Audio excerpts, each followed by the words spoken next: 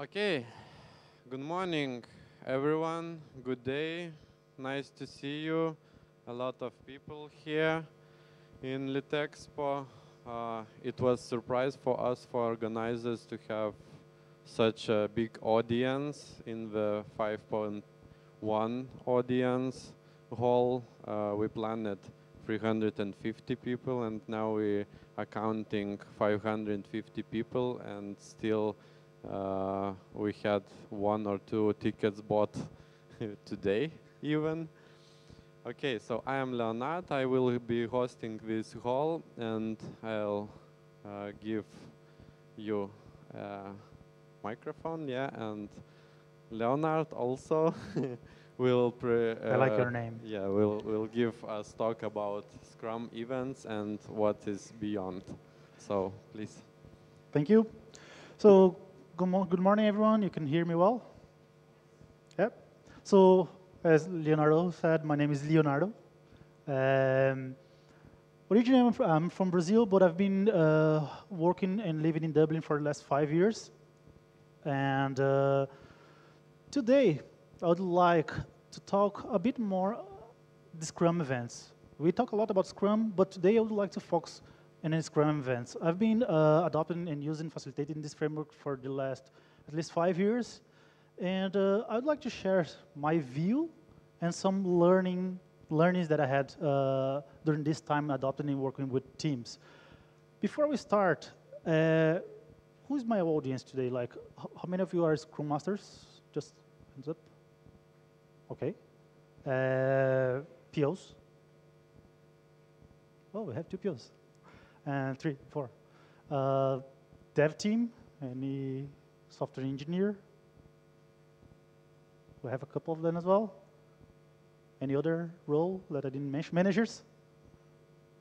We have some managers. That's good. That's really good. Any other? Dev team. I call this software engineers. It includes UX designer, can be a developer, testers, and so on. Okay. So, how many of you are using Scrum currently? Hands up. 95%.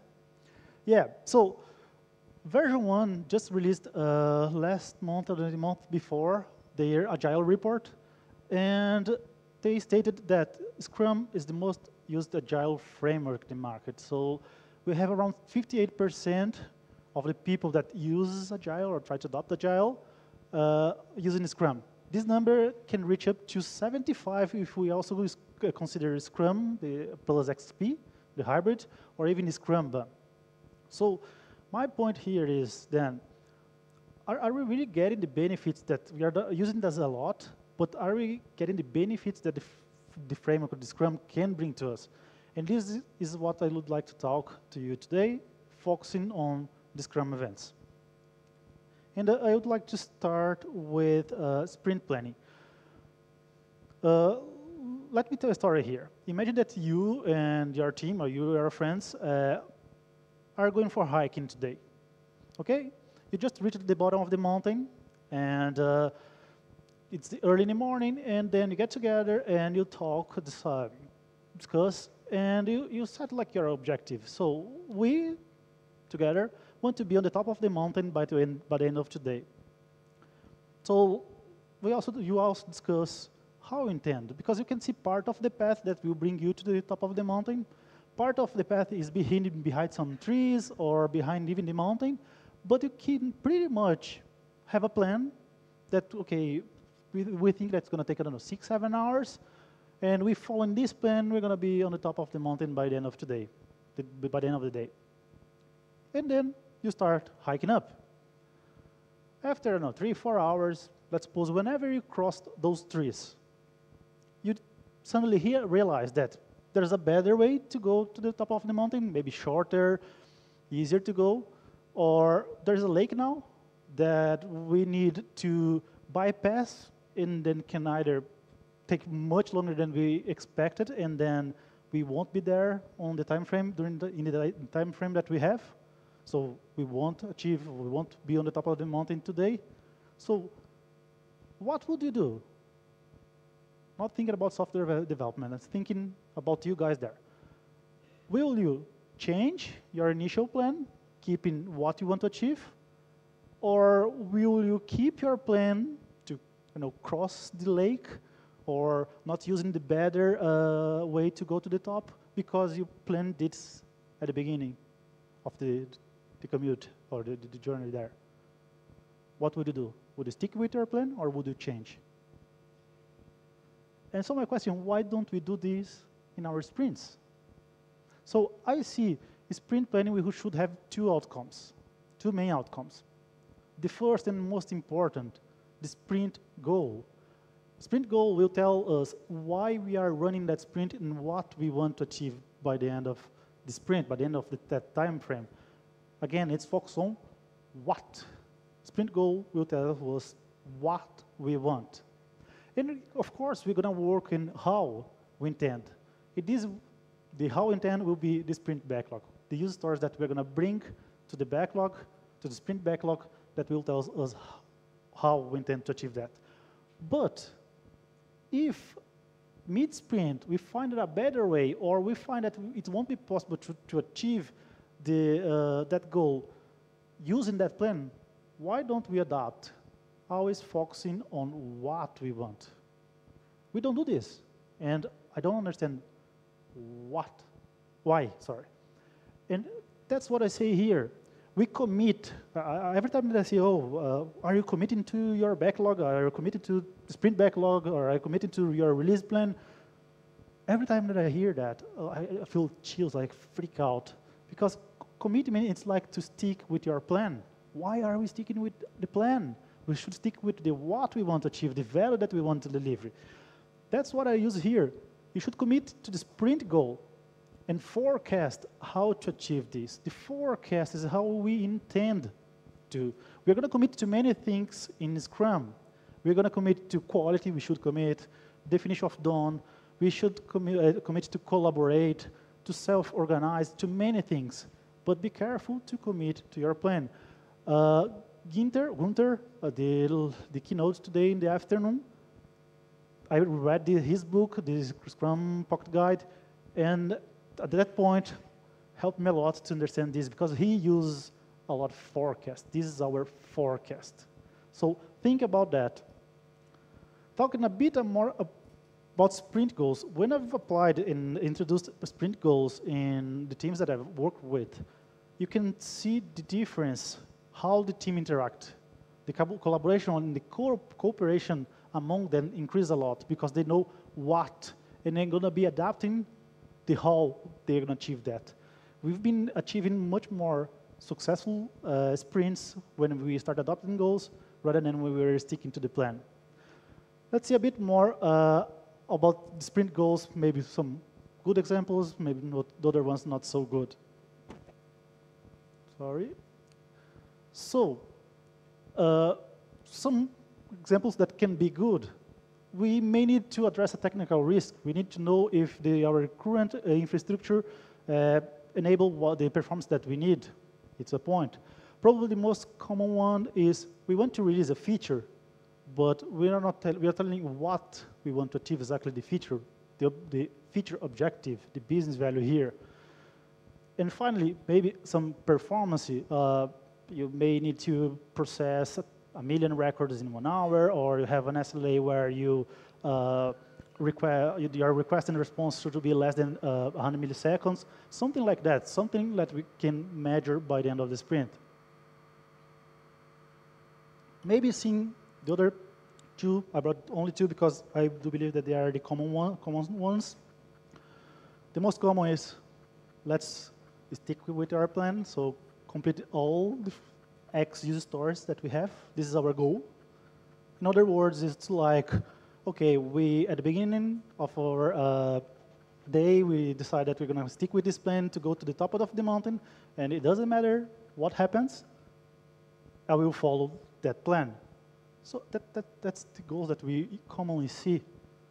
So we stick, there's no goal to this, the dev team will pretty much just do it. They don't have any room for good decisions, to bring improvements, or to adapt to, if they face any problem mid-sprint, to adapt that to still achieve the goal. We don't have any room for decisions.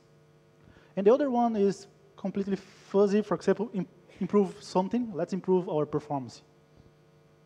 Okay, then at the end of the sprint, how you measure that? It's to improve in 1%, 10%, 1 hour, 2 hours, what? We need to have a metric to compare to. And for this case, what helped me a lot, a tool that helped me a lot was this template from Roman Pickler. I want to go too deep in details here. Roman has at least 2 articles on his blog detailing and giving a lot of information how you could come up with good goals.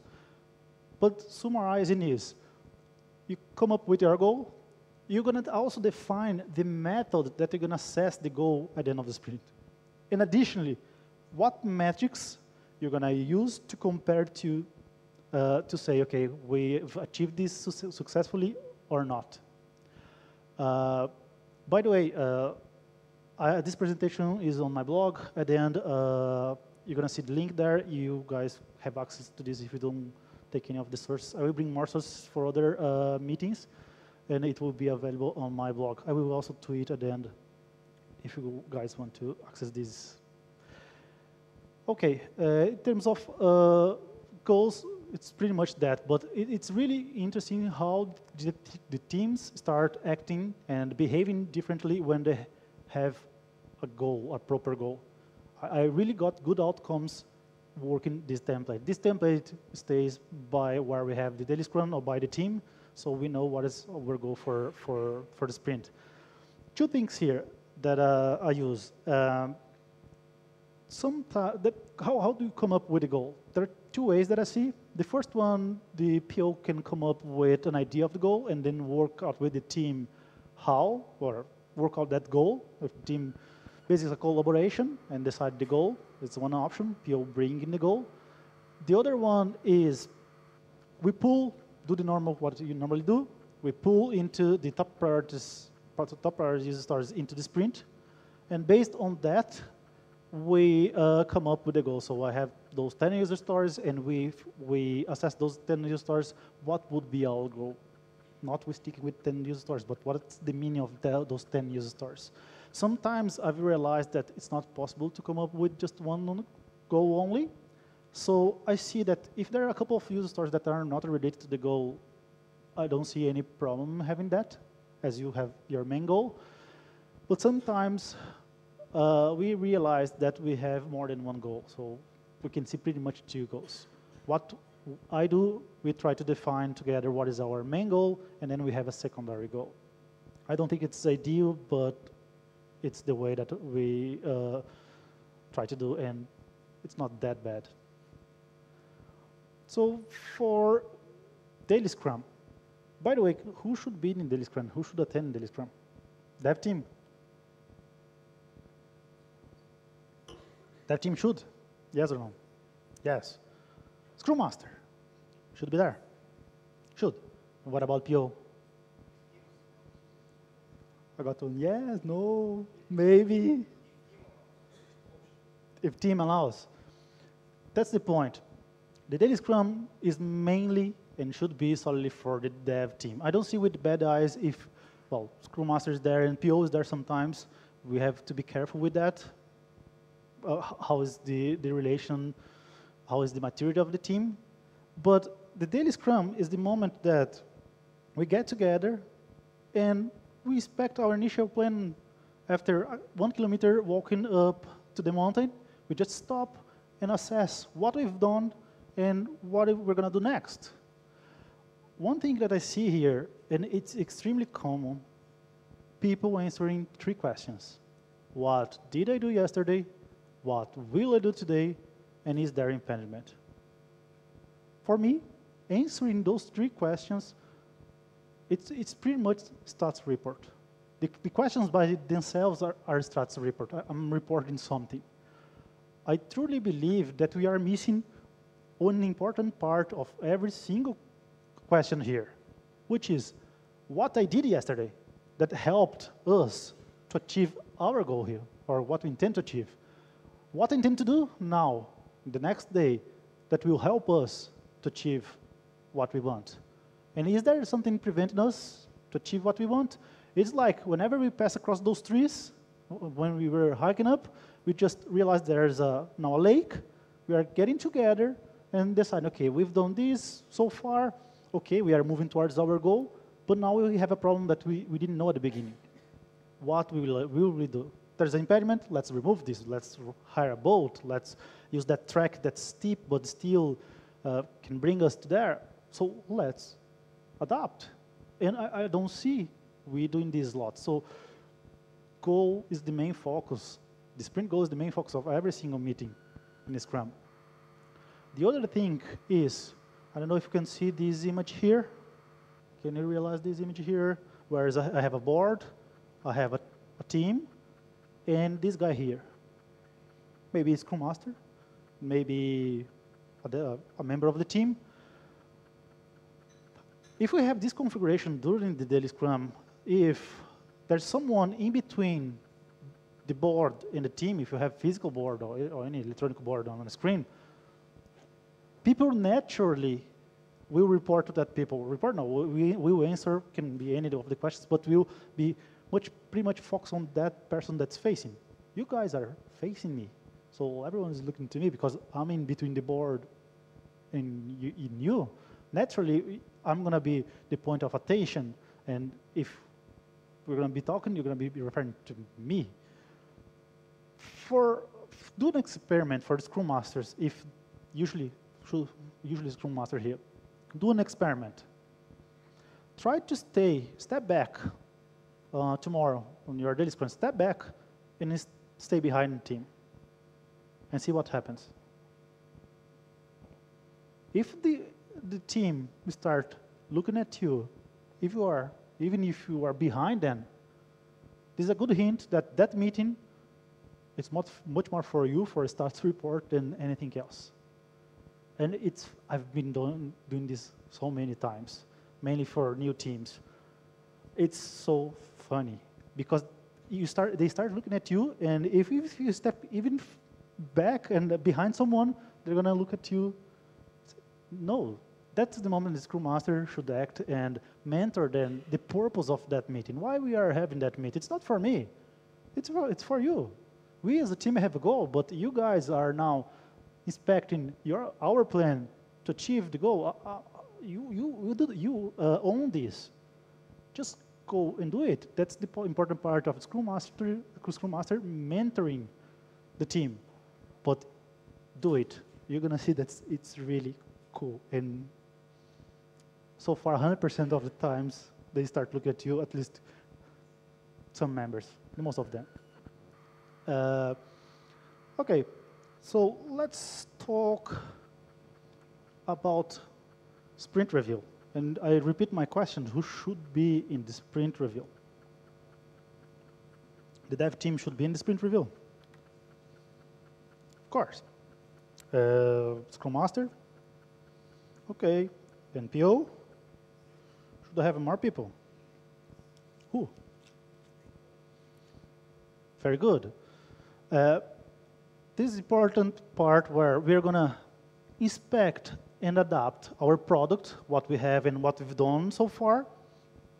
We're going to raise transparency even more, and mainly with the stakeholders, because I do believe that PO should be engaged throughout the sprint, and it's very important. We're going to cover that. And to give and receive feedback. Here I have a couple of things. First is we have to have a good environment here, environment where people will be comfortable and safe to give and receive feedback. So I see sometimes we having problems when the feedback is not focusing on what and focusing on who, and this causes a real problem.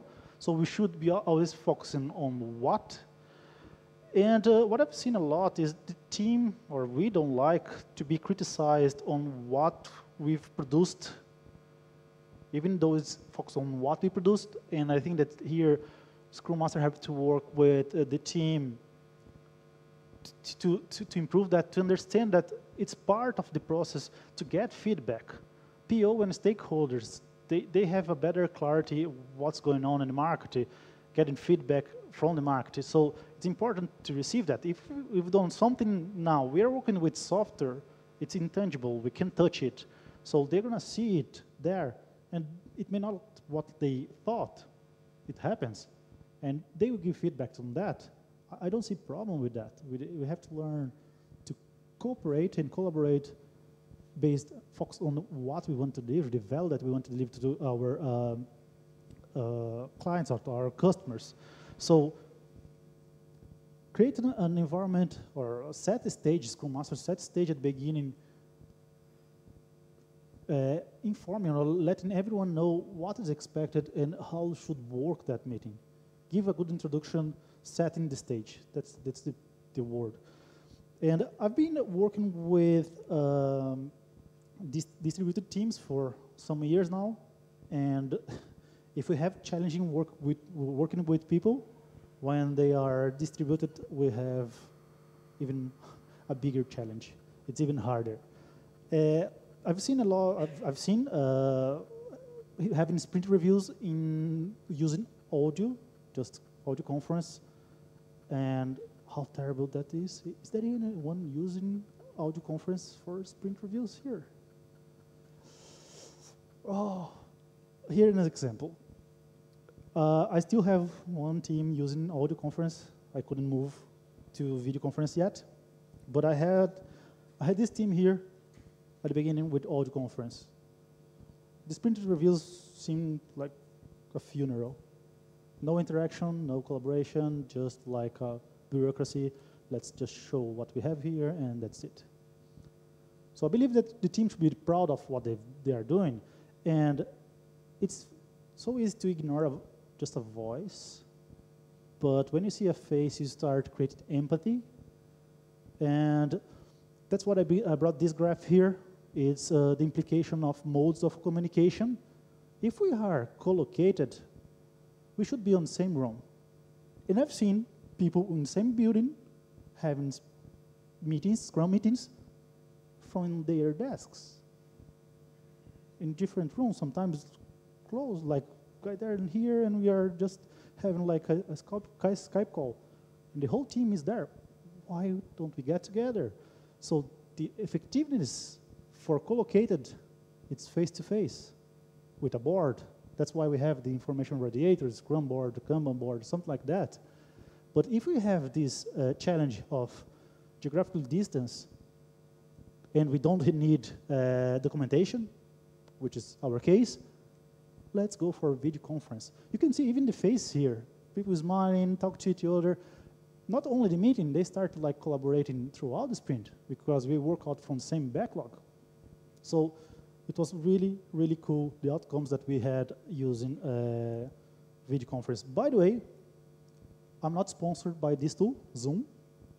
Even though if they are watching this video and if they want to sponsor me, I would be very happy with that because I use a lot this tool and it's very, very good. Quality of sound, to share your screen, you can see everyone, you can have, I don't know, here we have 10 more, 15 people. I've been in meetings with 20, 25. Sound, image works very well. So I do like it. The free version, you can have meetings with 40 minutes for more than 3 people in the call, but up to 3 people, it's unlimited. So we use a lot of this during the sprint, and it's really good. And finally, the last one, retrospective, and who should be there? Dev team, Scrum Master. And what about PO? If needed. Not, yes, if needed. So I believe that the retrospective is a moment where the Scrum team will get together and will reflect upon people, process, tool, quality, anything. And I'm talking about the Scrum team. So who's the Scrum team? Dev team, Scrum Master, and PO. I do believe that tenets of PO in retrospectives are very important. Let's suppose we're going to discuss about requirements quality and the requirements use stories. What is the outcome you're going to have if there's just the dev team discussing with Scrum Master facilitating that? We don't have a real outcome. PO is a very important cog in this whole process. We should be working together. Even though sometimes we have this image that PO is the enemy, he's not, and he shouldn't be. If he's been, something is not working well. Additionally, I see here a very important role for the Scrum Master to facilitate this meeting, even more than the others. And I say, prepare up front. Why? It's also a moment that we're going to get together, right? And we will be talking about problems, issues, observations, and improvements. If we are in a relaxed environment or something that is we are comfortable, we are going to be much more creative, much more innovative, right? So what I see here, have an agenda, because people tend to be more focused when they know what's going to happen, and bring elements to make this enjoyable, to make this fun. For example, for new teams, I used last week, or the week before, I don't know, a couple of weeks ago, the personal map I just stole from Johan, from his book. He has the personal map, it's an example, where it was a new team, and they didn't know about each other. So as a warm-up, we just picked randomly pairs, and then I had to create the personal map of that other guy. And for new teams, they don't know much about each other. And so they had some time to talk and ask about each other, to know about each other. And whenever we know more about our colleagues, we're going to find affinity. And this means that we're going to be creating more empathy. The more is the empathy, the more we're going to cooperate, not just collaborate. Collaborate, each one works in his own task. Cooperate, we're going to work together. Someone will help out the other. So it's very important to have empathy. I've done other games like the collaborative facing draw. I'll bring more sources for you, which is really cool. And for more mature teams, we can focus on issues that you may have found during the sprint. Communication, something that you want to improve. You can bring some elements that can help you out during our sprint retrospective. But the main word for me in the outcome of this meeting is experiment or experimentation for two main reasons. First, it's the best way to validate our assumptions. And secondly, people tend to not like changes. We don't like. Usually we are in our comfort zone, and to step out, it's a bit hard. However, when we propose an experiment, and I've seen this very powerful, guys, let's just try it out. Let's try it for a sprint, for 2 sprints. If this doesn't work, we just either get rid of that, or we reassess and do something different. I'm pretty sure that if they try and see if that what you're trying works, your team will keep doing this. You brought a change to the team, and they're going to keep doing it, even though you don't need to force that. If they don't see value, at least they will try, because they know that it's just temporary. They know that it's going to end at the end. At the end, it's going to end at some point. It's just experimentation is a very powerful word for retrospectives. I usually do this when we start discussing too much. Guys, what if we just come up with a small experiment? It's a low risk. Let's put this in place and assess that. For that, I have some tools here that can help you guys out with your retrospectives. First and second, funretrospectives.com and this book, Agile Retrospectives, they bring format for your agenda, for your format structure for your retrospective. They are slightly different, and they bring also elements that you can put on your retrospective, examples, games, and so on. It's really a good source. If you want to look for more games, tastecupcake.org and improve-encyclopedia.org, you're going to have thousands and thousands of games. So you just dig there based on what you need and use it. It's really powerful. And the last one, it's more for experimentation. This is a tool based on Toyota Kata from Claudio Perroni. And the continuous improvement, I use this. I won't go too deep in this, but search for popcorn flow. We're gonna see many videos in YouTube from Claudio. He also has his website with a lot of information, and this could be a full session easily. But the whole point is popcorn flows stands for problems, observations, options, possible experiments, committed, ongoing, review, and next. So pretty much those are examples of boards. They are by our Scrum pod. Every time that anyone in the team see a problem or observation, something that we could improve, it's not really a problem, but something that we could try, they're going to stick a post-it. Let me use that one probably. If it's something urgent or that we have to take an action straight, we can even talk after the list Scrum. We're going to discuss about options.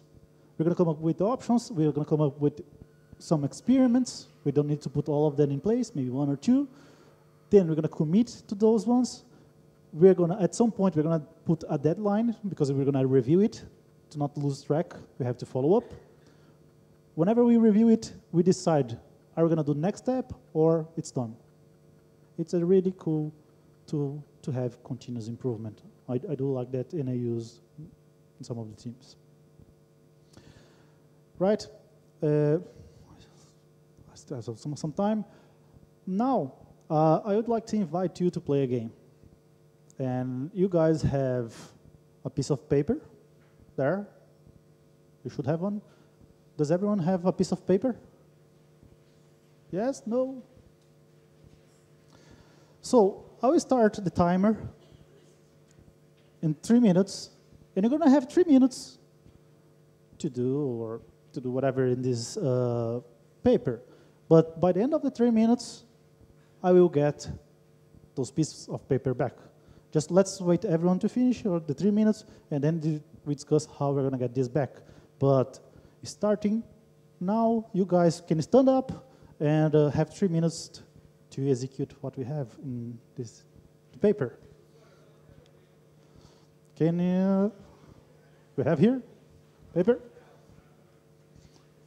Starting right now, 3 minutes, go, do it.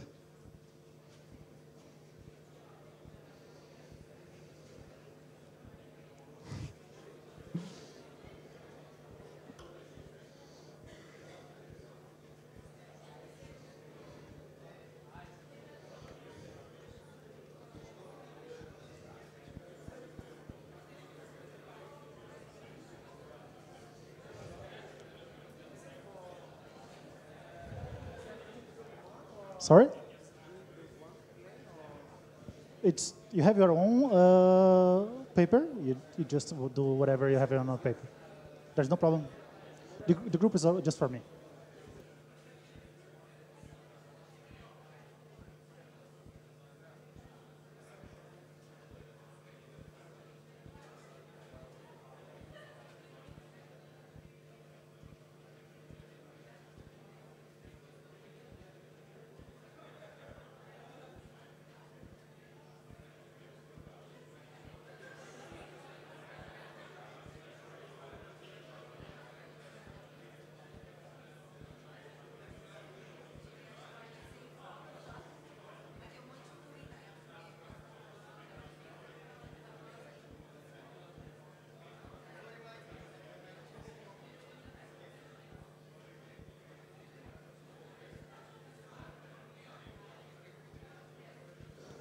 Two minutes left.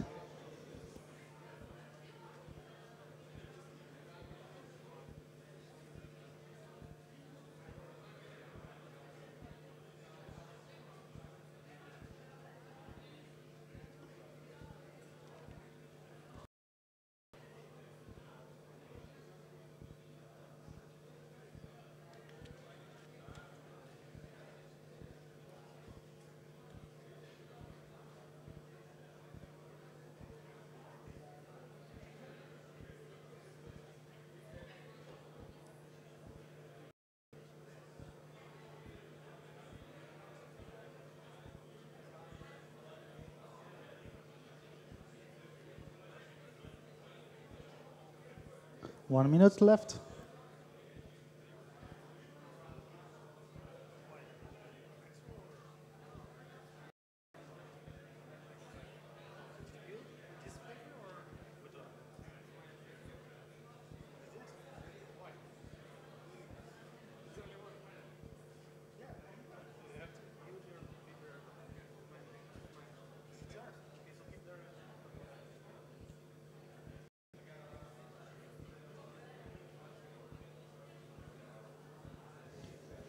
Ten seconds left.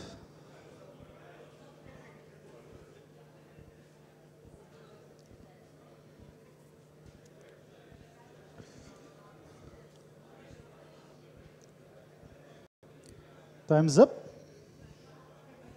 You can stop. Just wait. Just stop.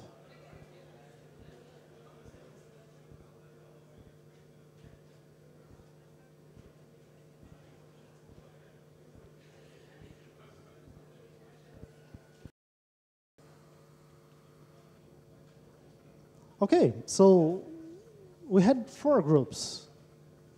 Basically, we had a group 1 where whenever the time started, they had to find someone with a blank paper and tell them how to build a paper airplane. But they had like step by step. Did you do that? Group 1. Sure. Did you have time? Enough time? Maybe some not incomplete ones. No have time. How did you feel about that? That someone telling you what to do and okay? I told you to do that. What about the group 2, which was no group 2, it's blank piece of paper. How did you feel? What did you do? Someone just approach you and start telling you what to do? Instructions? What about the group 3? Build a paper airplane. You've completed. You can see all of them with paper airplane. Was it hard to do? Did you use the 3 minutes? No? And what about the group 4? Keep this paper until the end of 3 minutes, the end of the read. So you just did nothing, you just waited. Did anyone do something different than what I have in the paper? Did you know why we were doing that? No? Did I give, just wait yet. Did I give you any context? I wasn't asked why we are doing that. What is the correlation with what I'm speaking here? No? Okay, I'm gonna cover that. The whole point is, whoever doesn't have a paper airplane, you just have finished the last slide, and then you're gonna give it back to me. So just hold, finish your paper airplane, and let's discuss the last slide, and you're gonna give it back to me. So basically, this is what happens with us when adopting a framework. We have Scrum, we have Safe there, and we get what is there and start doing what it's saying, but do we really understand why we are doing stuff? Why we are doing those things? That's what happened today. I just gave you some instructions. Maybe for some, they didn't have any, actually. For some, they had it detailed. And just said, go off and do it. And then we start doing this. And I see that correlation with what we do when adopt a framework. It's important. At the beginning, we're going to focus a lot on practice, what the framework is bringing to us, the method. But here, I'm going to use the Shuhari. Do you know the 3 stages of learning to mastery? So the whole point, do you remember Karate Kid 3? Oh, Karate Kid, sorry. Did you watch this movie? So what happened at the beginning with Daniel-san? He had to the Master Miyagi's car, and he had to paint the fence. And he practiced this so much, and every time he was asking, why I'm doing this, Master Miyagi? Up to the point that he understood the principles behind the practice. Whenever he practiced those principles, he executed those principles, and then he started bringing his own blend. It's what Jurgen was talking during the keynote. We can use frameworks as start points, but we need to focus on principles. Whenever he understood and practiced a lot of the principles, he was developed. He didn't need any framework. That's what Jurgen was saying, bring elements of each framework that you believe that it was going to work for your context. That's really important. I'm very glad that I saw that there's a session after lunch focused on Scrum principles, which I believe that's what we should be focusing on. Why, in my opinion, the Spotify model doesn't work for many organizations that try to use out of Spotify? Because we focus on practice. We are copying what they do. But same for Toyota, the continuous improvement. We focus on practice, where we should be focused on principles. What is the principle behind each element in any framework? And for that, my final message is, ask why. Why we are having sprint planning, why we are going to have those meetings, why we have definition of done, why? If we understand the more we ask whys, the faster or the quicker we're going to understand why we are applying that. Understanding that, we can start bringing our own flavor. And at some point, we don't need more frameworks because we're going to be the rule. That's my final message, where just following any Scrum ceremony or any framework doesn't make a team an Agile team. Just think about that. Thanks.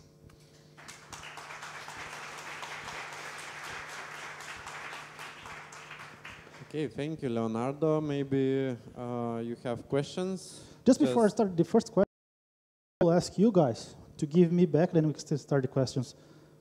I need the paper back. So you guys, at 3, you give me the paper back. At 3. Okay, protecting. So 1, 2, 3. Okay, thank you. So I can start out with questions. So, any questions? Just raise a hand. I don't know who, but it was very good pointed on target. We have several minutes for the questions. Anything? I can ask you questions if they don't. Do you guys use sprint goals like those I mentioned here, or is there something different? Okay, we have one. Regarding the sprint reviews and retrospectives, what happens if you blend those two together into one meeting? I like to have boundaries. At least my audience is different. I have probably everyone from the audience from sprint retrospective in the sprint review, but the other way around is not true. So I work with projects that I've worked is usually more than one team. If it's one team only, maybe it could work if you have only PO as your stake, have any other. But I would literally have a boundary. I would leave a break. I would have a break in between to know that we are leaving this meeting for this purpose, and now we are starting another one. Have a coffee in between 5-10 minutes. I would do that. I would literally have a gate in between both. Maybe 5-10 minutes, 15 minutes, or something like that. I have this case. But you can see what works better on your context. Experiment. Okay, more questions? I have one question about retrospective. How do you suggest how often to change environment, retrospective, make games in the retrospective? So how often do you suggest to change it? If possible, every. But I'm going to be honest that do this, even though I should. I see when it's in terms of time. When I have more spare time to focus and create these, prepare the better agenda, I will come up with something better structured. But if it's possible, I would change after every retrospective based on what I realized during the sprint. So usually I see some things that happen during the sprint, and then I try to bring an element that will help us to gather the data for the Scrum, the retrospective. Because I see you guys, I know that the default, the standard for retrospective is what went well, what didn't went well, and what we could do better. For me, if we run a retrospective like that for 3 times in a row, we have just a bureaucracy where people will just sit there, write papers, post-its, and that's it, and oh, that meeting again. So why we waste time during now? Whereas I got good feedback from mainly one team that I play more with them because it also relates to the maturity and how the team is accepted with games. Some of them are easier than the others to adopt this. And I got feedback that it was much more enjoyable, the retrospective, and we were getting better outcomes. So I wouldn't run more than twice in the same format. Okay, great. I see the time is up. We need a little bit some coffee, yeah. So thank you, everyone. So you can, if you want to, this presentation is available there. If you're a Scrum Master, look at this book. Please read this book. Coaching Agile Teams, it's amazing. It's a very good thank you, Leonardo. A little bit present from organizers. Thank you. Yeah. Thank you. And yeah, just you can subscribe to Facebook event, and we are posting there some great news about Revolut. We are going to provide you for free if you know what is it, the card. Also, go to the coffee. We have free, great the corner. So try it. Stay in the event on the Facebook and just follow us. Thank you.